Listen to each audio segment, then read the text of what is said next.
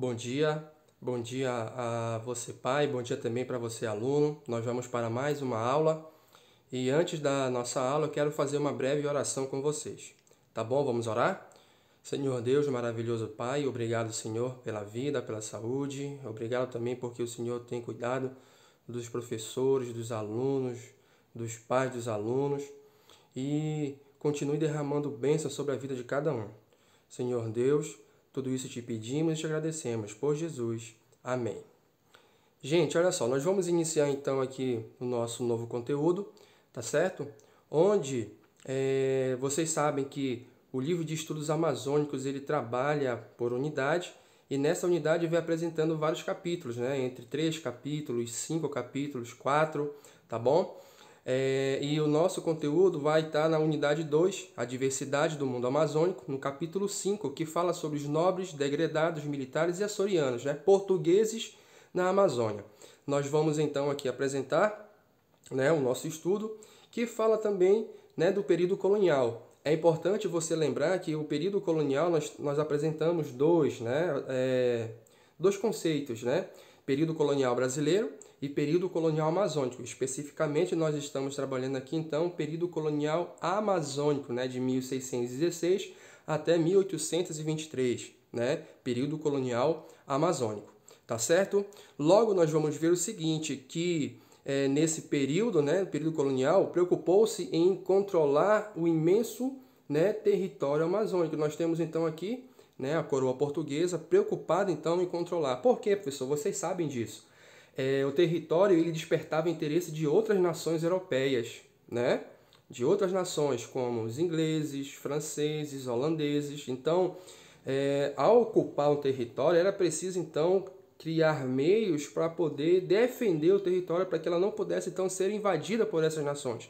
Então, a coroa portuguesa tinha essa preocupação em controlar, ocupar o território quanto antes, tá certo? Logo, nós vamos ver o seguinte, que precisava encontrar alguns meios para evitar que o território fosse ocupado por outros reinos, né, europeus. A ocupação portuguesa havia, então, ultrapassado os limites do Tratado de Tordesilhas. Por quê, professor? Porque nós vimos que no processo de conquista de um novo mundo, de um território, né, foi estabelecido alguns tratados. Entre eles, nós temos aqui o Tratado de Tordesilhas. O Tratado de Tordesilhas, nós temos, então, aqui o seguinte, né? O Tratado de Tordesilhas foi um documento assinado em junho de 1494, né, na Vila Espanhola de Tordesilhas, e os protagonistas foram quem? Portugal e Espanha, que delimitaram através de uma linha imaginária, tá certo? O território na América do Sul, chamado de Novo Continente. Se você for analisar, tá bom? Essa linha imaginária dividia as terras tanto para a Espanha quanto para quem? Portugal. Na imagem você pode observar aqui, ó, tá? Espanha e Portugal. Só que você vai perceber que nessa primeira leitura aqui, nós vamos ver que a ocupação portuguesa, ela havia ultrapassado os limites. Não havia fronteira então, né? Não havia fronteira. Então era preciso delimitar o território de ocupação dos portugueses, dos espanhóis, né? Então, como foi feito isso, professor? Aí nós temos então aqui o Tratado de Madrid, né? Porque já estava havendo conflito entre esses dois reinos, né? Portugal e Espanha começaram a entrar em conflito então pela disputa, né, de territórios no novo continente. O interessante é você entender que, né, aqui na imagem, olha só, nós temos então a linha imaginária, não é isso? Do Tratado de Tordesilhas, mas se você for ver essa região bem aqui, ó, você vai ver que os portugueses estão ultrapassando o quê? O território do lado espanhol, não é isso? Então começa a ter conflito pela posse, não é isso? Então veio o que nós vamos chamar de Tratado de Madrid, tá? O Tratado de Madrid, ele tinha como principal objetivo, né, definir que a ocupação real que determinava o direito sobre o território, tá bom? Desculpa. É a partir daí que nós vamos observar que vai ser então colocado o que nós vamos chamar de fronteiras, né, do território brasileiro. Se você for ver aqui, ó, você vai ver que essa área verde, você já pode observar aqui a fronteira do território brasileiro com outros países, né, com outros territórios. Então, o Tratado de Madrid ele tinha, né, essa definição de ocupação real que determinava o direito sobre o território, né, ocupação do território. Isso, se a gente for analisar, os portugueses já haviam 110 anos já ocupando essa parte, né, essa área aqui. Então, já era por direito deles esse território. Essa regra nós vamos chamar de foi baseada na uti possidetis, tá? O que nós chamamos de um princípio do direito romano que dizia que quem possuísse as terras, de fato, deveria possuí-las por direito. No caso, né, os portugueses já ocupavam esse território, essa parte territorial, há 110 anos, tá? Só que o Tratado de Madrid ele vai organizar, né, as fronteiras de ocupação. E a gente vai observar também alguns relatos, né, um dos fatores. Né? Mas, professor, por que Portugal ocupou o território, então, aqui, né, que pertencia à Espanha? Um dos fatores, foram vários, mas nós temos um dos fatores que a Espanha, tá, ela encontrou o que mais eles desejavam. Né? O que era? Metais preciosos. Tá? Então, quando eles encontram os metais preciosos, tá certo? Em outro território, como por exemplo Peru, tá certo? Eles vão se ausentar desse território. A partir do momento que eles se ausentam desse território, quem vai ocupar a área que ficou ausente, né? Os portugueses, tá bom? Então nós temos aí o território sendo ocupado, né, pelos portugueses. Aí nós temos, professor, então como os portugueses, né, eles vão então estimular esse processo de ocupação? Aí nós temos a ideia, né, de que a coroa portuguesa ela vai estimular e até mesmo obrigar os portugueses a se transferir para a Amazônia. Aí nós temos então, né, os grupos sociais que vieram para o território. Nós temos aqui, ó, os nobres, né, nós temos os açorianos, os degredos e os soldados. Esses grupos sociais vieram para o território amazônico, né? Por exemplo, os nobres, né? O que eles fizeram para incentivar os nobres, né? Os nobres, famílias ricas, né, de Portugal, por que eles saíram da sua terra de origem e foram para a Amazônia? Aí nós temos então a ideia de que eles foi oferecido a eles o quê? Terras, cargos administrativos, privilégios políticos, econômicos, né? Foi isso que atraiu.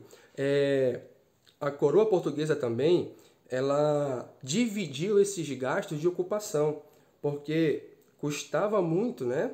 A coroa portuguesa estava, então, gastando muito com o processo de ocupação. Então, ela queria dividir esses gastos. Então, os nobres, mas ele só conseguiu atrair os nobres para o território por conta desses incentivos. Tá bom? Eles, os nobres também investiam principalmente na agricultura e na coleta das drogas do sertão, né? Aí nós temos as atividades do extrativismo, né? A agricultura, que nós trabalhamos também no capítulo anterior. Já os açorianos, né? Nós temos aqui então esse grupo social que veio para o território, né? Hoje ficou ali especificamente, né, no território chamado Mazagão, tá certo? Esse grupo Mazagão é um território que fica no Amapá, tá certo?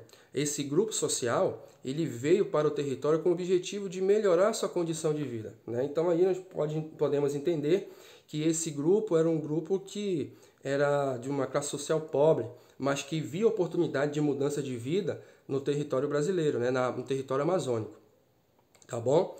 Açores, né? Arquipélago de Açores, que também era uma colônia dos portugueses, tá bom? Logo, nós vamos ter aqui quem? Os degredos.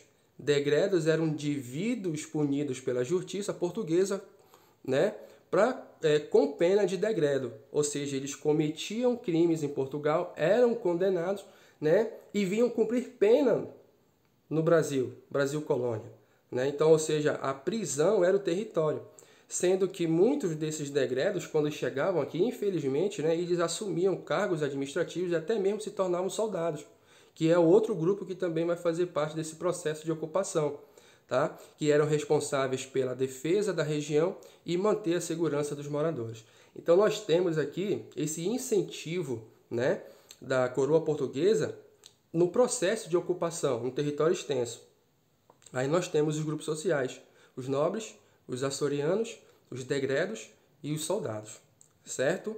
Nós temos então aqui, a vida não era fácil para ninguém, tá? Independente da classe social, a vida não era fácil nem para os nobres, nem para os açorianos, nem para os degredos e nem para os militares. Porque, pessoal, aí não é só, do mais rico ao mais pobre, a luta pela subsistência por terra e por moradia era partilhada por todos, né? As lutas e conflitos eram comuns, da mesma foram as alianças, amizades e relações de convivência pacífica também aconteceram, tá certo? Ou seja, apesar de ter uma classe que fez parte, né, classes sociais que fizeram parte do processo de ocupação do território, mas eles estavam ali vivendo uma vida difícil, né? São grupos diferentes, grupos sociais diferentes, né? Mas que quando chegavam no território amazônico, no território brasileiro, né? Ou seja, no período colonial, eles viviam a mesma realidade, né? De uma vida difícil que deveriam lutar por ela. Aí eu pergunto, né? Será que foram só esses grupos sociais que fizeram parte no processo de ocupação do território amazônico? Não, teve outros grupos. E quais foram esses outros grupos, professor? Aí nós vamos ver na próxima aula, certo? Valeu!